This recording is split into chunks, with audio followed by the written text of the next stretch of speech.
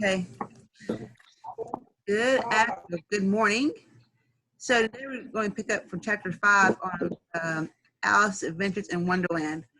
And right now we've at this point in the story where Alice she jumped in the rabbit hole after dozing off while her sister was trying to read to her in a field. She saw the white rabbit, chased the rabbit down to a rabbit hole,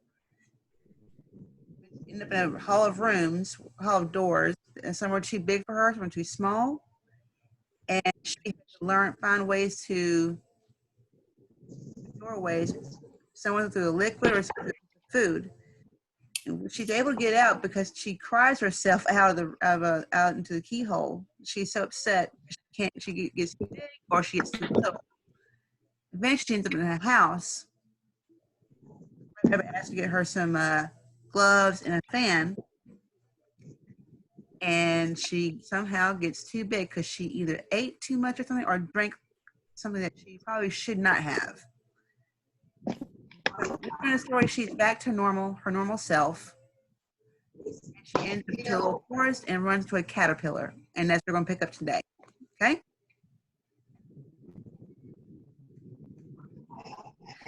So chapter 5 is known as Advice from a Caterpillar. The caterpillar and Alice looked at each other for some time in silence. At last, the caterpillar took the hook out of his mouth and addressed her in a languid, sleepy voice.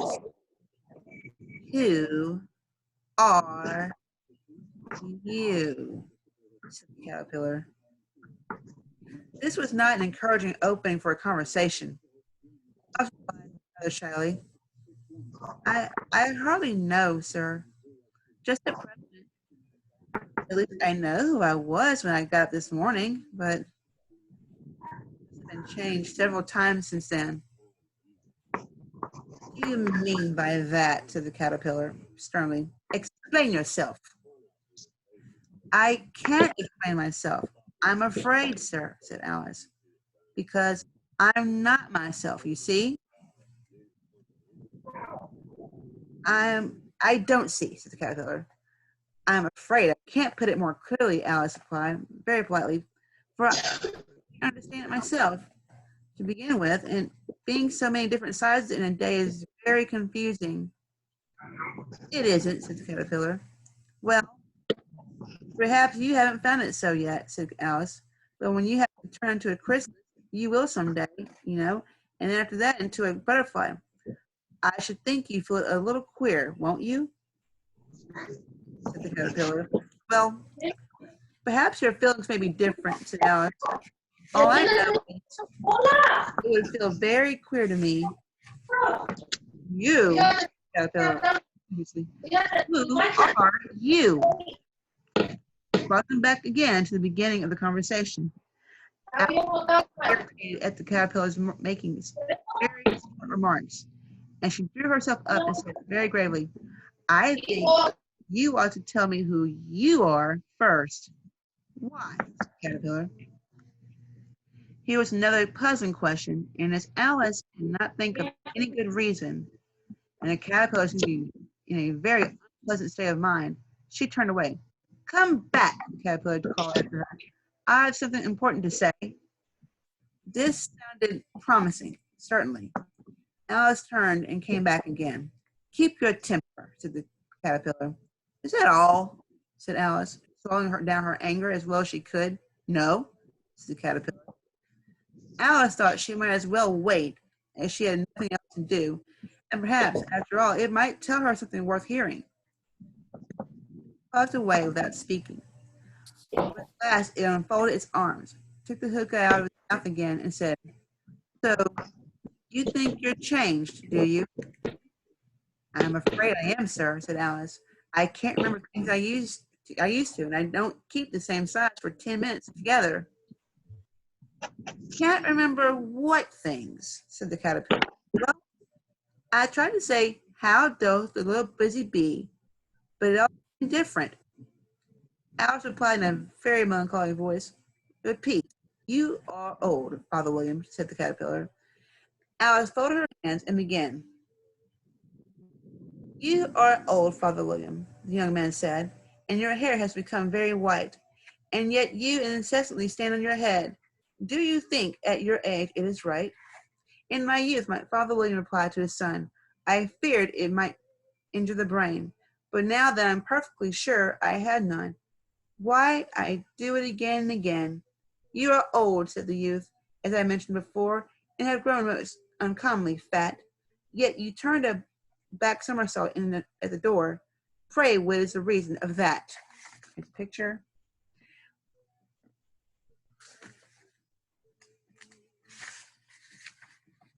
In my youth, said the sage as he shook his gray locks, I kept all my limbs very supple.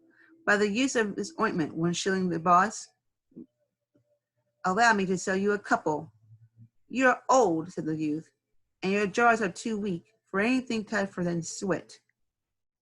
Yet you finished your goose with the bones in the beak. Pray, how did you manage to do it? In my youth, said his father, I took the law and argued each case with my wife, and the muscular strength which it gave to my jaw has lasted the rest of my life. You are old, said the youth. One would hardly suppose that your eye was as steady as ever, yet you balance an eel on the end of your nose. What made you so awfully clever? Sounds like she's remembering a lot more than she thought. I have answered 3 questions, and that is enough, said the father. Don't give yourself airs. Do you think I can listen all day to such stuff? Be off, or I'll kick you downstairs. That wasn't very nice, was it? That is not said right, said the caterpillar. Not quite right, I'm afraid, said Alice timidly. Some of the words have gotten altered. It is wrong from beginning to end, said the caterpillar. Decidedly, and there was silence for some moments. The caterpillar was the first to speak. What size do you want to be? It asked.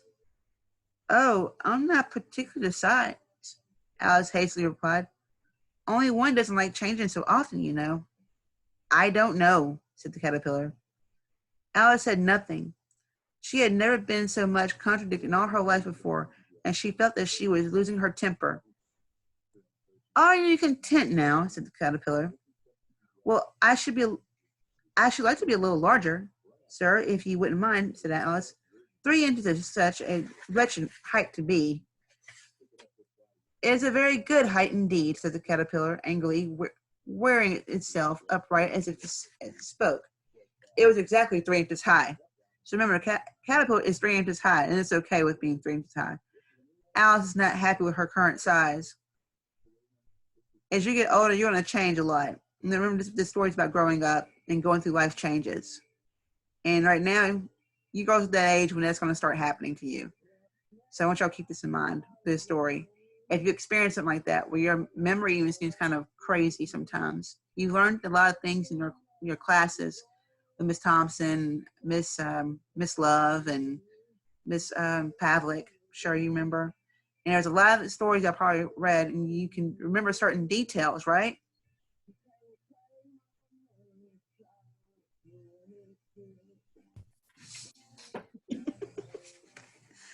Got camera shot.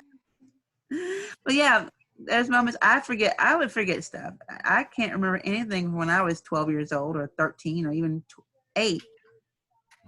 And not because I'm old. Nothing to do with that. I promise. Just you have so much on your mind, it's hard to organize your thoughts at times, right? I see, Allison. All right. But I'm used to it, pleaded poor Alice in a piteous tone, and she thought to herself, I wish the creatures wouldn't be so easily offended. You'll get used to it in time, said the caterpillar, and it put the hook into its mouth and began smoking again. This time, Alice waited patiently until it chose to speak again. In a moment or two, the caterpillar took the hook out of its mouth and yawned once or twice and shook itself. Then it got down off the mushroom and crawled away into the grass, merely remarking as it went, one side will make you taller and the other side will make you shorter. One side of what? The other side of what? Thought Alice to herself. Of the mushroom, said the caterpillar, just as if she had asked it out loud. In another moment, it was out of sight. Alice remained looking thoughtfully at the mushroom for a minute, trying to make out which were the two sides of it, and as it was perfectly round, she found this a very difficult question. However, at least she stretched her arms around it as far as it could go, and broke off a bit of the edge with each hand. And now which is which, she said to herself, and nibbled a little of the right hand bit to try the effect. The next moment she felt a violent blow underneath her chin. It had struck her foot. She was a good deal frightened by this very sudden change, but she felt that there was no time to be lost, and she was shrinking rapidly, so she set to work at once to eat some of the other bit. Her chin was pressed so closely against her foot that there was hardly room to open her mouth, but she did it at last and managed to swallow a morsel of the left bit. "Come, my head's free at last," said Alice in a tone of delight, which changed into alarm in another moment when she found that her shoulders were nowhere to be found. All she could see when she looked down was an immense length of neck, which seemed to rise like a stalk out of a sea of green leaves that lay far below her. "What can all that green stuff be?" said Alice. "And where have my shoulders got to? Oh, my poor hands! How is it I can't see you?" She was moving them as she spoke, but no result seemed to follow, except a little shaking among the distant green leaves. As there seemed to be no chance of getting her hands up to her head, she tried to get her head down to them, and was delighted to find that her neck would bend about easily in any direction, like a serpent. She had just succeeded in carving it down into a graceful zigzag, and was going to dive in among the leaves, which she found to be nothing but the tops of the trees under which she had been wandering, when a sharp hiss made her draw back in a hurry. A large pigeon had flown into her face, and was beating her violently with its wings. "Serpent!" cried this pigeon. "I'm not a serpent," said Alice indignantly. "Let me alone." "Serpent, I say," repeated the pigeon, but in a more subdued tone, and added with a kind of sob, "I've tried every way, but nothing seems to suit them." "I haven't the least idea what you're talking about," said Alice. "I've tried the roots of the trees, and I've tried banks, and I've tried hedges," the pigeon went on, without attending to her. "But those serpents, there's no pleasing them." Alice was more and more puzzled, but she thought there was no use in saying anything more till the pigeon had finished. "As if it wasn't trouble enough hatching the eggs," said the pigeon, "but I must be on the lookout for serpents, night and day. Why, I haven't had a wink of sleep these 3 weeks." "I'm very sorry you've been annoyed," said Alice, who was beginning to see its meaning. "And just as I'd taken the highest tree in the wood," continued the pigeon, raising its voice to a shriek, "and just as I was thinking, I should be free of them at last, they must needs coming ringing down from the sky. Ah, serpent!" "But I'm not a serpent, I tell you," said Alice. I'm a, well, what are you?" said the pigeon. "I can see you're trying to invent something." I'm a little girl," said Alice, rather doubtfully, as she remembered the number of changes she had gone through the day. "A likely story indeed," said the pigeon, in a tone of the deepest contempt. "A good many little girls in my time, but never one with a neck as that. No, no, you're a serpent, and there's no use denying it. I suppose you'll be telling me next that you've never tasted an egg." "I've tasted eggs, certainly," said Alice, who was a very truthful child. "But little girls eat eggs quite as much as serpents do, you know." "I don't believe it," said the pigeon. "But if they do, why then, they're kind of a serpent. That's all I can say." This was such a new idea to Alice that she was quite silent for a minute or two, which gave the pigeon the opportunity of adding, "You're looking for eggs. I know that well enough. And what does it matter to me whether you're a little girl or a serpent?" "It matters a great deal to me," said Alice hastily. "But I'm not looking for eggs, as it happens. And if I was, I shouldn't want yours. I don't like them raw." "Well, be off then," said the pigeon, in a sulky tone, as it settled down again to its nest. Alice crouched down among the trees as well as she could, for her neck kept getting entangled among the branches, and every now and then She had to stop and untwist it. After a while, she remembered that she still held the pieces of mushroom in her hand, and she set to work very carefully, nibbling first at one and then at the other, and growing sometimes taller and sometimes shorter, until she succeeded in bringing herself down to her usual height. It was so long since she had been anything near the right size that it felt quite strange at first, but she got used to it in a few minutes and began talking to herself as usual. Come, there's half my plan done now. How pleasant all these changes are. I'm never sure what I'm going to be from one minute to another. However, I've got back to my right size. The next thing is to get into that beautiful garden. How is it that to be done, I wonder? As she said this, she came suddenly upon an open place, a little house in it, about 4 feet high.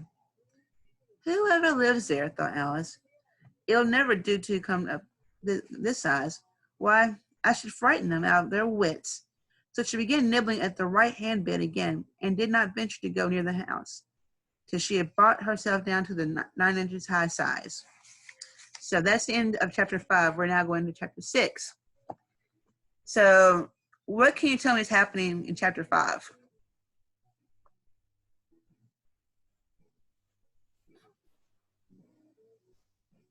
Well, well, one thing I could say, she is not happy. She's not happy with being the size of a caterpillar. Right. And I can agree to that, because I wouldn't want to be the size of a caterpillar. What if someone steps on me or something? So That's yes. true. Yeah, I mean, I wouldn't want to be a size of caterpillar, but I want to be tall as a tree either. That would be kind of, it would be, for a minute I could see that that'd be cool, but at the same time that'd be kind of scary at the same time.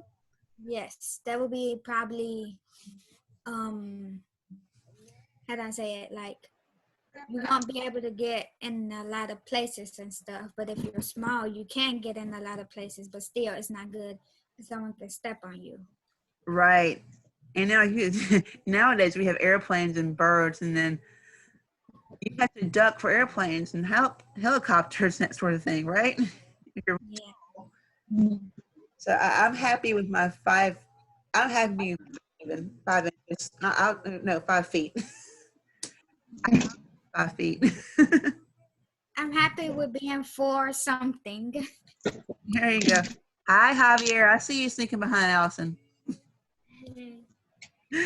Well, and that too, and then also the conversations. What are you thinking about the conversations that she's having with the caterpillar and the pigeon? How does that make you feel? Well, I really don't know what to say about that, but I feel like she's just having a casual conversation with them, and she has to say what she has to say.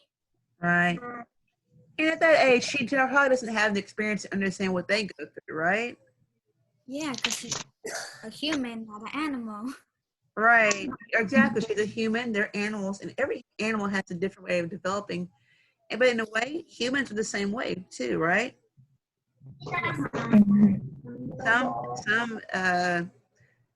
Some we don't know the intelligence of animals. We know that dogs and cats have a certain sort of intelligence about them.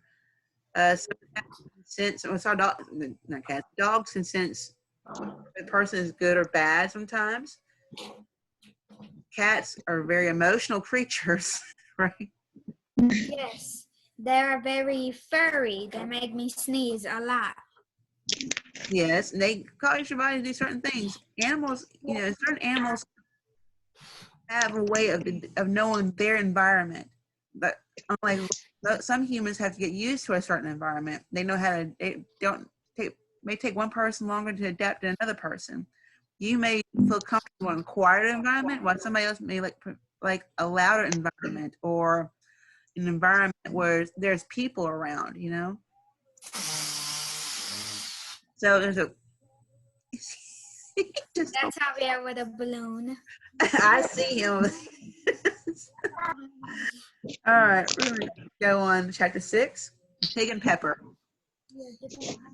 For a minute or two, she stood looking at the house and wondering what to do next, when suddenly a footman in livery came running out of the wood.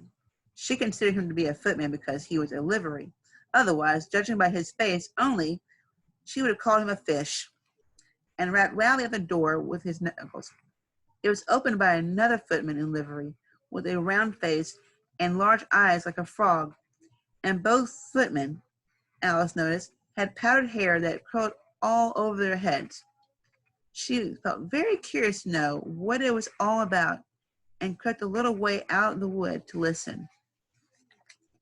The fish footman began by producing from under his arm a great letter, nearly as large as himself, and this he handed over to the other, saying in a solemn tone, "For the Duchess, an invitation from the Queen to play croquet." The frog footman repeated in the same solemn tone, only changing the order of the words a little. "From the Queen, an invitation for the Duchess to play croquet." Then they both bowed low, and their curls got entangled together. Alice laughed so much at this that she had to run back into the wood for fear of their hearing her. And when she next peeped out, the fish footman was gone, and the other was sitting on the ground near the door, staring stupidly up into the sky. Alice went timidly up to the door and knocked. "There's no sort of use in knocking," said the footman. "Said that for 2 reasons. First, because I'm the same side of the door as you are. Secondly, because they're making such a noise inside, no one could possibly hear you." And certainly there was a most extraordinary noise going on within, a constant howling and sneezing, and every now and then a great crash, as if a dish or a kettle had been broken into pieces. "Please then," said Alice, "how am I to get in?" "There might be some sense in your knocking," the footman went on, without attending to her. "If we had the door between us, for instance, if you were inside, you might knock, and I could let you out, you know." He was looking up into the sky all the time he was speaking, in this Alice thought undecidedly uncivil. "But perhaps he can't help it," she said to herself. "His eyes are so very nearly at the top of his head, but at any rate, he might answer questions. How am I to get in?" she repeated aloud. "I shall sit here," the footman remarked, "till tomorrow." At this moment, the door of the house opened, and a large plate came skimming out straight at the footman's head.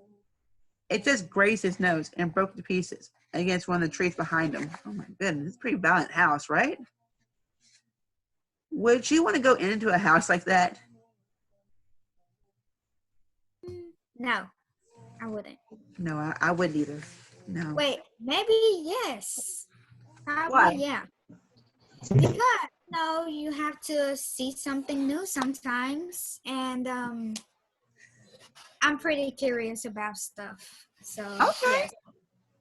Yeah, it might just be a party inside. We don't know because they say it's a noise, and it could be a happy noise or it could be a scary noise. We don't know, Yeah. right? Okay, fair enough. Next day, maybe, the footman continued in the same tone exactly as nothing had happened. "How am I to get in?" asked Alice again in a louder tone. "Are you to get in at all?" said the footman. "That's the first question, you know." It was, no doubt. Only Alice did not like to be told so. "It's really dreadful," she muttered to herself, "the way all these creatures are you. It's enough to drive one crazy." The footman seemed to think this was a good opportunity for repeating his remark with variations. "I shall stay here," he said, "on and off for days and days." "But what am I to do?" said Alice. "Anything you like," said the footman, and began whistling. "Oh, there's no use in talking to him," said Alice desperately. "He's perfectly idiotic." And she opened the door and went in. That's all she had to do, really. The door led right into a large kitchen, which was full of smoke from one end to the other. The Duchess was sitting on a three-legged stool in the middle, nursing a baby. The cook was over the fire, stirring a large cauldron, which seemed to be full of soup. It's a pretty small book.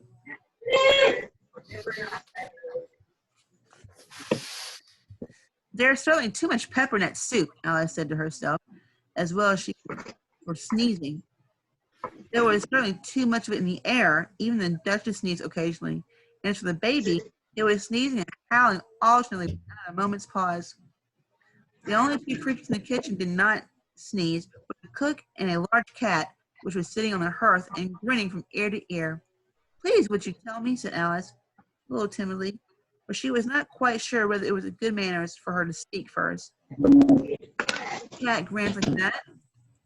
It's a Cheshire cat, said the Duchess, and that's why the last word was such sudden violence that Alice quite.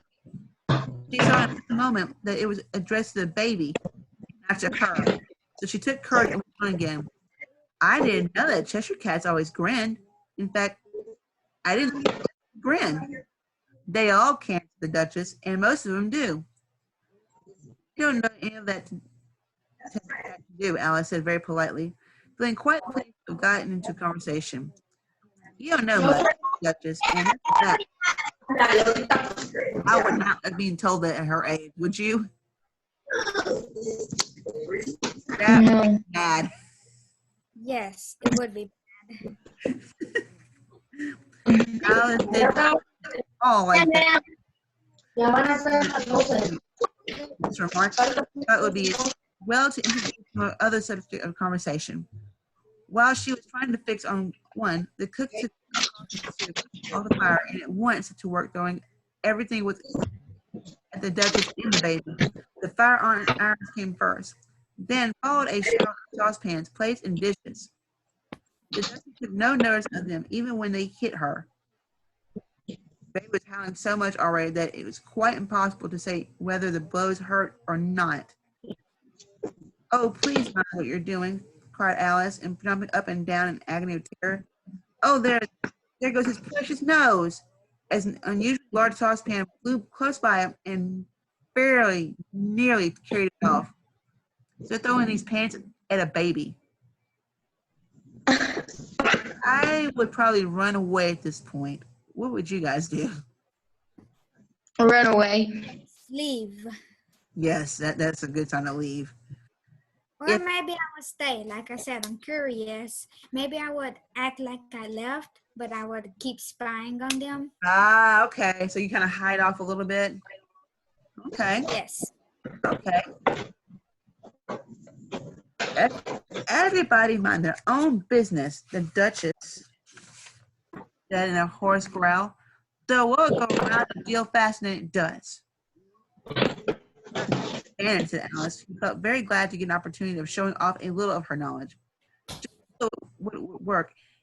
Make with Miss Wallace is tripping over her words today. Just work it would make with the day and night. You see, the Earth takes 24 hours to turn around on its axis. Talking of axis, to the chop off her head. Okay, let me stop here. The axis she's talking about is the little line between the Earth. You know, the Earth. The Dutch is thinking of axis you chop with. AXES.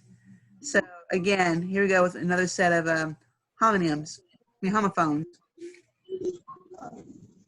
There's Alice, there's homophones all through the story. Alice glanced over anxiously at the cook to see if she would take that hint, but the cook was busily stirring the soup and seemed not to be listening. So she went on again.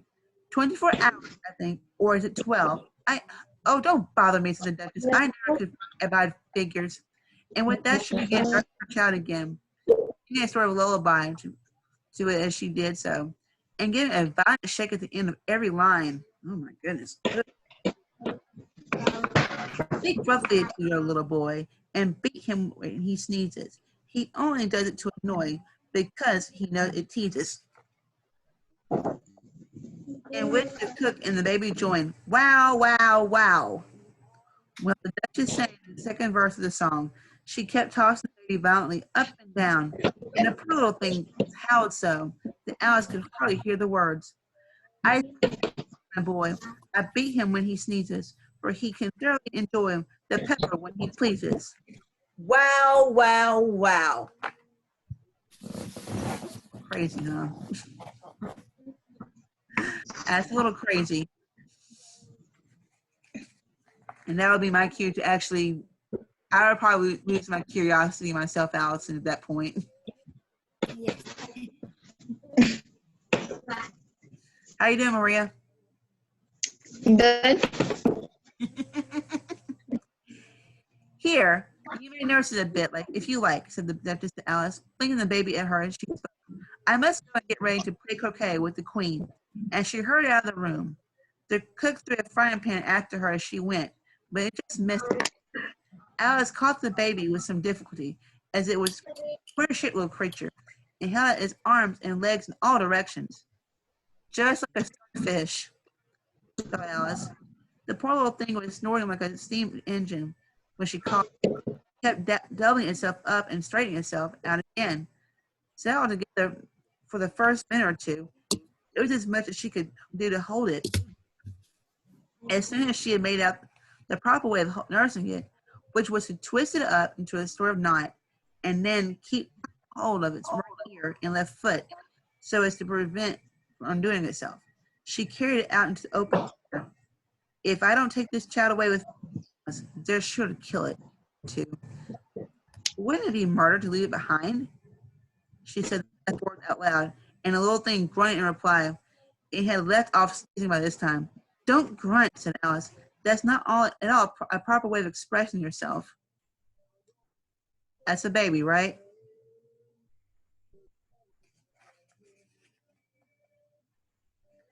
The baby grunted again, and Alice looked very anxiously into its face to see what was the matter with it. There could be no doubt that it had a very turned-up nose, much more like a snout than a real nose. Also, its eyes were getting extremely small for a baby. Altogether, Alice did not like the look of the thing at all, but perhaps it was only sobbing, she thought, to its eyes again, to see if they were really tears. No, there were no tears. Well, if you're going to turn into a pig, my dear, said Alice seriously, I'll have to do with you. Mind now. The poor little thing sobbed again, or grunted, they wished, and they went on for some while in silence. Alice began to think to herself, now, what to do with this creature when I get home? When it again so violently that she looked down at her face in some alarm. This time, there could be no mistake about it. It was neither more nor less than a pig, and she felt that it would be quite absurd for her to carry it any further. So she set the little creature down and felt quite relieved to see it would trot away quietly into the wood. If it had grown up, she said to herself, it would have been a dreadfully ugly child, but it makes a rather handsome pig, I think. And she began thinking of other children she knew, who very well as pigs, and was just saying to herself, if only one knew the right way to change them. Start by seeing the Cheshire Cat sitting on a tree of a few yards away. Let me read this part again. When she was a little startled by seeing the Cheshire Cat sitting on a bough of a tree a few yards away. The cat only grinned when it saw Alice. It looked good-natured, she thought. Still, it had very long claws and a great many teeth, so she felt it must be treated with respect. Cheshire Puss, she began rather timidly, as she did not know whether it would be like the name. However, it only grinned a little wider. Come, it's far, thought Alice, and she went on. Would you tell me, please, which way I ought to go from here? That depends a good deal on where you want to get to, said the cat. I don't much care where, said Alice. Then, cat. So long as I get somewhere, Alice added as an explanation. Oh, you're sure to do that, said the cat. If you only walk long enough. Alice felt that this could not be denied, so she tried another question. What sort of people live about here? In that direction, the cat said, waving its right paw around. Lives a hatter. In that direction, lives a March hare. Either you like. They're both mad. I don't want to go among mad people, Alice remarked. Oh, you can't help that, said the cat. We're all mad here. How do you know I'm mad, said Alice. You must be, or you wouldn't have come here. Alice didn't think that proved it at all. However, she went on. And how do you know you're mad? To begin with, said the cat, a dog's not mad. You grant that? I suppose so, said Alice. Well then, the cat went on. You see, a dog growls when it's angry and wags its tail when it's pleased. Now, I growl when I'm pleased, and wag my tail when I'm angry. Therefore, I'm mad. I call it purring, not growling, said Alice. Call it what you like, said the cat. Do you play croquet with the queen today? I should like it very much, said Alice, but I haven't been invited yet. See me, the cat vanished. Alice was not much surprised at this. She was getting so well about queer things happening. She was still looking at the place where it had been. It reappeared again. By the by, what became of the baby, said the cat. I knew to ask.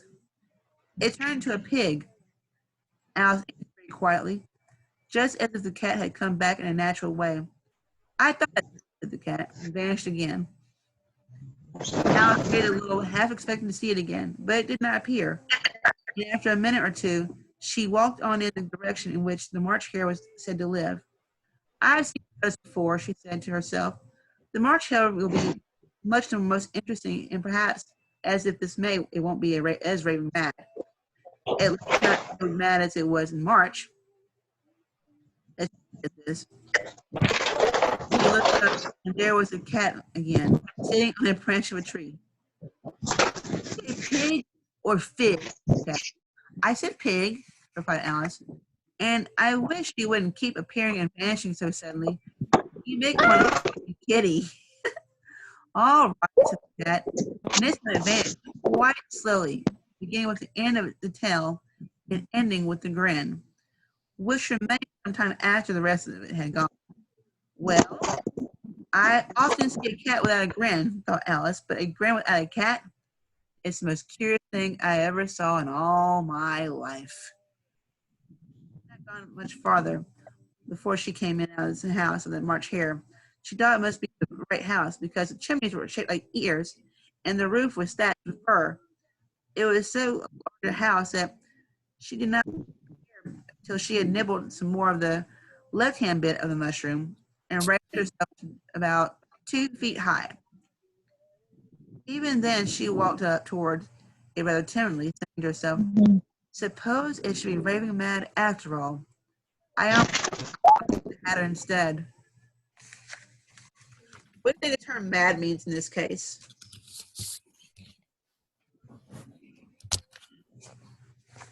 Repeat that.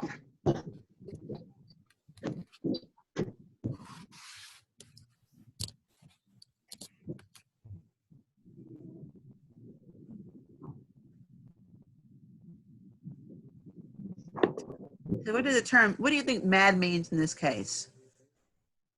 That she's like angry. So back in those days when this book was written, mad actually meant crazy. Oh. That's weird. So yeah, what is mad then if mad is crazy? Yeah, that is a good question. How do we connect mad anger as in crazy? I grew up with both things, mad and mean bad and crazy. But yeah, that's something we should look into. Why did it all of a sudden change from crazy to angry? But she knows. She said mad meant angry. She so, and it's still not addressed. This book is over 150 years old. Not this particular book, but the story. It's over 150 years old. Just imagine. Wow. Right. Wow. My mind is blown. So do people change up the story each time they make a new book, or do they just? That's a good question. So they make it for this book is actually, since it's a chapter book, it's made for people your age. And no, not. It's a kid's book. Like little kids who watch movies and stuff, they'll change the story a little bit, taking out certain parts of the story. They'll use like movie versions because those brothers' age will probably used to seeing the movies more. So that came out like this movie that came out a few years ago with Johnny Depp. I forget who the other girl was. So pictures and put that in there, and then they'll have like some shorter sentences. But usually, in most when they come up with editions, they usually don't change them. Now, in this case, what they may do they split the books in half, like make Alice in Wonderland by itself, and then through the Looking Glass make another book by itself. So this book books together. So actually, when we finish the Alice in Wonderland part, we'll actually be in Through the Looking Glass when Alice was a little bit older at that point in the story. But if you watch the movie, have you seen the movies before? I think I have seen the movie before. Was it cartoon or like live action? It was like live action. Okay. Okay, now go ahead and tell you then. And I have seen the cartoon one, but it was like a really long time ago, like when I was 6 years old. Yeah. I have it on DVD, I think. Because that was actually one of my favorite movies when I was your age. That was one of my favorite movies growing up. So was the cartoon version, which probably finding out so far is way different from the book. They combined both stories made into one whole movie, but they took out certain parts and they added in different parts where it really shouldn't have been if you wanted to go by the book. But it's okay, so made for a good movie. It doesn't bother me. As long as it's a good movie, it doesn't matter to me. But if you're one of those who likes a good story that goes by the book, then you might not like it so much. A few years ago, the live action one, I think it's a little bit more closely related to the book, almost. Not exactly, but pretty close. But usually they'll make it to first. They will. I think in some cases they may take out certain vocabulary because of certain societies have changed over the years. There's other words that are used here that we don't use. That have different meanings nowadays that we won't go into here. But I'm just an itch. I'm trying to touch my face. Miss Wallace, I have a question. Yes. Book. Did you cut your hair? No, so my hair dries, it shrinks. Oh, because it looks shorter. Yeah. So yeah, my hair usually I had just wet my hair, so so usually you guys see me. Before I come to Hollywood, I'll usually go to the bathroom, work on my hair a little bit, get myself up and make sure I'm looking presentable. You walk around a lot all day. Your hair is like out of place, so I'll try to fix my hair and fix my I will fix my hair for a few minutes before going to work, and then it looks a little bit longer because it's a little bit more curlier. Because I cut my hair. I can tell. It's grow back a little bit because I think it was a little shorter before we went on break, right? Yes, it was shorter, but I cut it like more than a month ago, so it probably grew by now. Yeah. Now, I will say last week I had green hair too. Last Friday, I did have blue-green hair. Why? I was trying something different. This quarantena has us crazy. Oh yeah, I do remember you had like blue strips of hair. Yeah. It did not look right. Okay, we're going to the next chapter. It always looks better on blonde hair people. Yes. Well, hold Not on. brown hair. Now, this was a different color. It was a teal color. Yes. So it probably did not look good on you. You didn't see the picture. I know, but still, blondes are so lucky. I like my dark hair. I don't. It doesn't matter what color hair you have. But certain colors do show up better depending on what the style of hair color you use. It shows up better on some type of hair. there's some hair colors that come out now. They make it for dark hair people. It's pretty nice too. I've never dyed my hair, and I don't think I want to. Yeah, I haven't actually officially dyed my hair. I do use like a rinse. And so I can the color I use is actually a paint. It comes out in a few days, so yeah, it takes about 4 or 5 days for it to wash out completely. So actually, I still have a little bit in my hair. You can't see it because it's not just what's called a rinse, which is like it's faded a little bit. it fades a little bit, but it stands enough. Like when you go out in the sun, you can still see the color. But your hair will look brown, but you'll have streaks of whatever color you put in your hair when the light hits it. Yeah, just like my hair naturally, like when I go out to the sun, it looks brown. But when I'm inside, it usually looks black. When I was younger, I wish I had a picture of myself when I was much younger and I was your age. My hair color it is now, but I was always going outside. So it, when you go outside sometimes it also lightens your hair a little bit. Or it can lighten your hair a little bit. And so my hair became red one year. So my hair was dark brown, but then when the light hits it, it was like very fiery looking red. And now my hair looks like light brown sun now. All right, I'm getting us off track here. That's the boss's fault, not your fault. Sorry. I'm really enjoying this first read aloud with you guys. Yes, thank you for joining us. I'm so glad you were able to join us today. Yeah, because last time I couldn't because I had math work to do and I haven't done my math work, so I need to do it. Okay. Oh, I like you. Well, I mean, I appreciate you making sure you take care of that. It's very important to get your other work done. And like I said, we have the videos on YouTube. So I will be too as well, so you want to go back and revisit. Yeah, but it's not like really seeing you like live.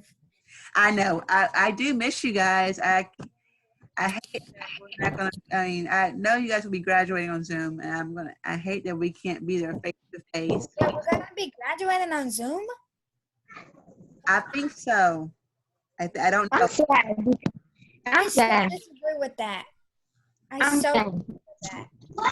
Because like you don't get to see all your friends like leaving, and it's just so sad. You have to see them on screen. Yeah, I know. Like I wanted like a hug, like hugs, like hugs, and crying, emotions, but not on no screen. I have watery eyes right now talking about this. Tell you what, I'll stop the chapter from here, and we could have talk, right? You want to do that? Yes. Yeah. Sounds good. Oh, wait.